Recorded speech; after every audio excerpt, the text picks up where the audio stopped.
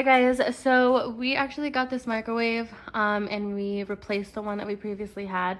It actually stopped working, so we decided to go with this one, and it's the GE brand. But yeah, so they have different kinds that you can choose from. This is like an all black one. It has a little digital clock up there, and then all the little selections, and then you can change the time, and then the buttons, and things like that. So this is what it looks like. It's pretty wide. And then if I open it up, that's how spacious it is on the inside. If I were to put like a little plate side, different microwaves just vary in sizes. So this is a regular size plate, so that's what it looks like on the inside. But yeah, so that's what it looks like. Works really good, heats up everything really fast also. So just a heads up. I'm not really too sure about how many watts it is. I forgot at the moment.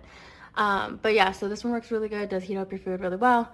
I know there have been a few microwaves where you would have to do it like just a few times to get it warm. But yeah, this one heats up really well. So yeah, if you are looking for it, you can find it online, and it's the GE microwave, and it's all black.